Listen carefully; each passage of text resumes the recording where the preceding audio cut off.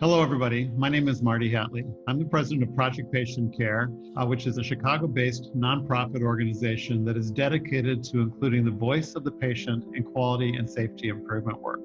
We're here today to look at the impact of the COVID-19 pandemic in the long-term care community with a focus on nursing homes. We'll explore how things have changed for residents of nursing homes, for their family members who often can't visit them, and for the people who work in nursing homes and post-acute care nursing homes. This is part of a series that Project Patient Care is doing with a number of partners to really look at how this pandemic is affecting multiple dimensions of healthcare as we know it now. So my first guest today is my colleague, Pat Merryweather, who is the Executive Director of Project Patient Care. Pat has been extremely active during the pandemic in staying on top of the best information available about what's happening in nursing homes and what we can do to keep residents safe overall, as well as to manage the risks associated with COVID for both residents and staff. Welcome, Pat. Will you start by telling us a little bit about you and why you're so interested in challenges that the long-term care community is facing now? Thank you, Marty. I'm interested in the challenges that the long-term care, especially the nursing homes, are facing, is because I've seen the mortality rates, I've seen the infection rates, and I know how hard many nursing homes are working to reduce them, but they just don't have the resources available. Nursing homes have always been an interest for me. When I was in 8th grade, we had to do service projects, and I was assigned to Little Sisters of the Poor, nursing home in Chicago. And I saw the compassion that they treated all the residents with and just the living environment they were in and how it was about living, even though some of them may have been in hospice. Again, it was the humanity that really shone through at the nursing home. And that's sometimes not what I see when I visit different nursing homes. Pat, will you say more about the living and working conditions that we're seeing in long-term care now? What are your concerns for residents and for the staff working there? I think it's a very challenging time right now in nursing homes with the living and working conditions. And I'll talk about the residents first and then the staff, and not that they're in any order, because they're both very important to nursing homes. And in terms of the living conditions for nursing home residents, they're on lockdown. They've been on lockdown since March 13th, which means it's about 100 days. Lockdown means they don't have within the nursing home visitors, friends, family, chaplains, volunteers. It's strictly the staff that need to be there, the essential staff. So you can imagine with that type of setting that they are restricted in their movement. They have to wear masks. They can only be in certain locations. They have, almost all of them have their meals in the same room. Breakfast, lunch, and dinner in their room, not in a room with other people. And so now get a sense of if you were confined for 100 plus days in a room and you were having your meals there and not having much conversation with anyone because everyone that is there is so busy. So you start feeling isolated, depressed. You may also start having some challenges with physical mobility because you're not able to get around and walk. And so we're seeing that the conditions of the nursing home residents are changing physically and emotionally and psychologically. Now, for staff that are working there, they just pray they have enough personal protective equipment to make it through the day and the weeks ahead. And it's not always the case. They also are dealing with testing kits, having availability of testing kits, testing the nursing home residents, but also making sure that they're tested. They go through testing every time they come in the nursing home. They're checking their temperature and filling out forms that they have been in contact with anyone with COVID-19, they don't have the symptoms. And so the working conditions, if you can imagine, wearing the gowns, the masks, sometimes the face guards, the gloves, it's a very challenging and stressful time period. Nursing homes, a quarter of them in Illinois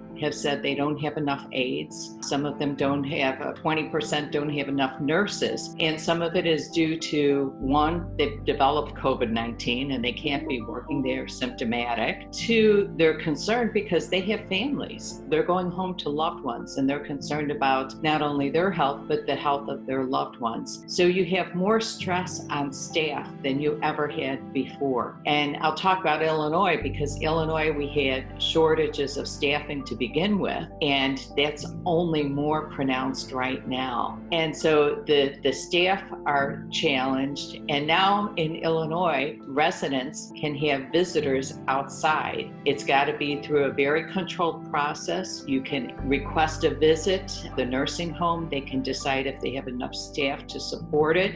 A staff person has to be with them at all times. They've got to wear the mask. They've got to keep the social distance. And again, and then they have to check the visitors to make sure that they don't have COVID symptoms and they don't have fevers. So the work that's involved in just having that one visit is tremendous, and it puts more strain on staff. And yet at the same time, it's really helping the residents to have that type of experience with a family or a loved one. So it's very much a challenge right now, all around.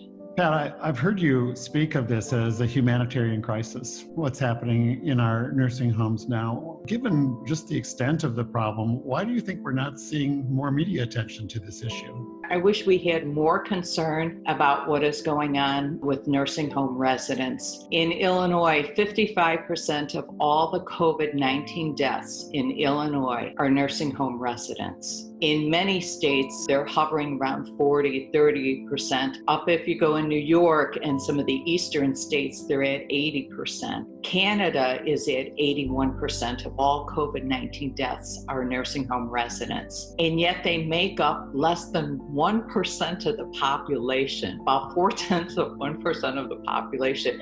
I mean, that's just a tremendous statistic to think about. I just feel that it's out of sight, out of mind. And I think it's because the nursing homes, unlike the hospitals where they have more open doors, nursing homes don't have open doors. And I think if they had, like hospitals have, the patient family advisory councils and more structure around having the community involved, community engagement, community assessments. I think if the community was more involved and engaged, I don't think we'd be having some of these issues. Thank you, Pat. Can you tell us a little bit about what federal and state agencies are doing to address the crisis? To be honest, I think it's a scattergram approach. I don't think there is any cohesive approach that's being done. The federal government recently came out with statistics on Medicare beneficiaries, and never once did they mention about the nursing home residents or the deaths of nursing home residents in the statistics, which was just startling to me. In terms of the states, we're all fending for themselves, trying to work through it. It's surprising to me that the alarms weren't going off in Kirkland when Kirkland had their deaths. Again, it was the perfect storm. You have patients with comorbidities, the complications, in congregate housing, elderly, all the conditions that they said were ripe for COVID-19 infections. Many of the states started collecting data because they needed their own data. Recently, the federal government, through CMS and the Centers for Disease Control, collect their own information from all the nursing homes, and it's actually more robust. And that statistic I provided in terms of what percent of nursing homes don't have enough aid or PPE, that's all available in there. Now it's, what are we going to do to act on that? Why is it that we still have nursing homes that don't have enough gloves, that don't have gowns? Sometimes they're using garbage bags or any ponchos or anything they can find. The masks, the surgical masks. I see everyone outside with surgical masks, and yet we have nursing homes that are begging for surgical masks. So I think there's really not a good solution that I'm seeing in states or in the federal government. And I think they need to work together. They need to put the emphasis on the nursing home resident and not on their own initiatives, but coming together with best solutions. I know there was a document that was produced on best solutions for 50 states, and I went through it, and I'll tell you, it's really not best solutions, it's just what they're doing. So again, until the numbers go down, and the scary thing is in Illinois, 4% of all of the residents have died of COVID-19. So again, I think we need to really move quickly. We're way behind, and I just don't think there's enough coordinated activity going on. Pat, will you also speak to what the private sector is doing? I know you're very active in Rotary, and that Rotary has really stepped up in Chicagoland. Is private sector stepping into the gulf that you're seeing? I think in different locations, the private sector is stepping in. I know with Rotary in the Chicagoland area, we've purchased about 250 iPads that are going to safety net hospitals and nursing homes so that they can use for telehealth as well as for communicating with their loved ones. We also sent out a request to everyone in all the 12,000 Rotarians in Illinois that they check in on their local nursing homes, that they make it a point to see if they need anything, call the administrator. When I say check in, it doesn't mean going there because you can't get in, but making a call there and saying, what can we do to help you? Is there anything you need? What does the staff need? What do the residents need? So I think it's that approach, but if it's silent in the media and it's silent at the federal level, it's not getting the attention that it needs. Thank you, Pat. It's inspiring to hear what you and the Rotarians are doing out there. It just makes me feel great about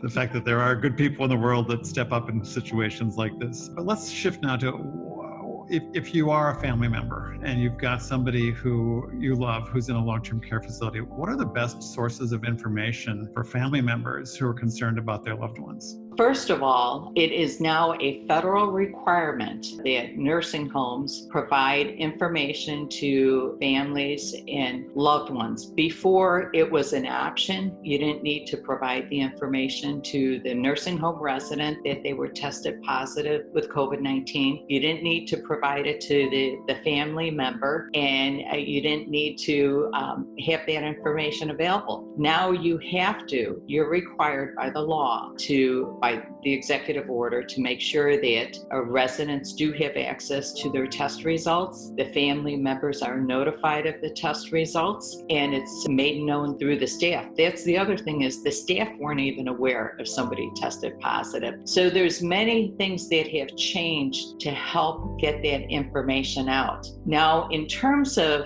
it's very difficult to read the federal report that's available. It's in a data format. I use it all the time, but again, you've got to be able to use and manipulate some data. But in many states, they do have that information available. In Illinois, the information is available. It's updated weekly, and it tells you the number of confirmed cases at a nursing home, as well as the number of deaths. And so that gives you some information. The challenge is if you're looking for a nursing home, maybe you have a loved one that needs to go into a nursing home, or if they're in an area where they're doing elective surgeries and they need post-acute care, the best thing is to contact the facility, find out through word of mouth anything going on, as well as if you can get somebody to manipulate that data so they can give it to you. But you can't make a visit. That's the one thing, is you can't visit a nursing home to see if you're placing or you need a place for somebody to go. You can't visit them right now. You can only call them, and again, rely on resources that are out there. But certainly word of mouth, just Googling on the internet, sometimes there's a lot of things out there. Thanks, Pat. As we wrap up here, I'd like to just get your best advice. So what is your best advice for family members who are worried about someone in the organization? And can you also give us any advice or words of wisdom you have for the staff working in organizations if they feel the conditions are unsafe? What should they do? For family members wanting to visit loved ones, I know that many nursing homes are working on so many different types of accommodations. I've heard of one nursing home that it doesn't matter if they're in a wheelchair, if they're confined to bed. They're finding a way to wheel them to a window, near a window, so they can see a loved one, usually on the first floor of a facility. Some are opening up, they have screens and people are communicating through screens. I would, if anyone's in a nursing home, I would make sure that they have an iPad and the ability to charge that iPad so they can communicate face to face with the loved one. It's great talking on the phone, but I think as we all have been on Zoom for a while, using Zoom to communicate, everyone still wants to be able to see somebody, get that reaction, to get that image, that face. So again, I think don't stop doing what you're doing. Letters, cards, sending everything that you can think of to remind them that they're still being thought of, and making that communication with the staff person who empathizes with the situation you're in, that you'd love to be able to see a family member, but at this time can't, and how they can help accommodate them. Many are working out schedules so that if they have the iPads, they have scheduled times in which the resident and the family are communicating. And that way, again, it doesn't take any technology knowledge on the part of the resident. It's all set up by the staff there. So it does help. It does help to alleviate some of that isolation and just depression that's occurring in nursing home residents. Now, in terms of staff working, if they see something, I think we all hear the saying, if you see something, say something. Everyone has an obligation to talk up if there are unsafe conditions. Unsafe conditions do include not having enough personal protective equipment. I think that's essential. I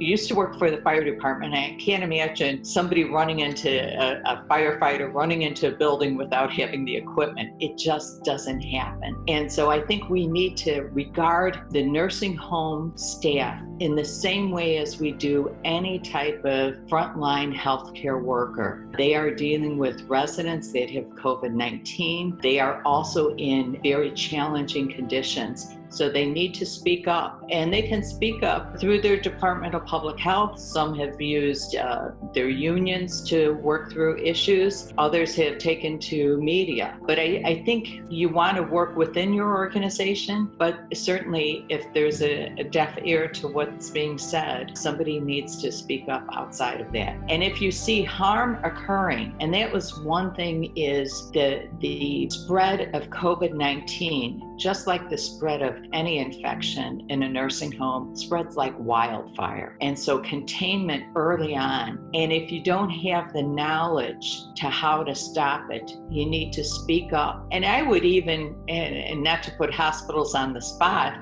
but I would even call a hospital, because I think they would step up and say, here's what you should be doing, and probably giving them more guidance than they anticipate. So it's great to have IDPH or the QIO to help, but they're very short-staffed. But there's, as I say in Illinois, there's about 730 nursing homes and about 200 hospitals versus a handful of staff at public health or a handful of staff at the QIO. Lean on your hospitals. I think they are more than willing to help. Thanks, Pat, for your insights, your care, your information, and your practical advice. I'm sure it's going to be helpful to many people who see this, who are either a worker in that setting or have a loved one in that setting. And I really appreciate the work you're doing and your time with us today. Thank you, Marty. Thank you to all the nursing home healthcare workers that are out there. And thank you to all the loved ones that are really making an effort to care for their loved ones and the communities that surround them.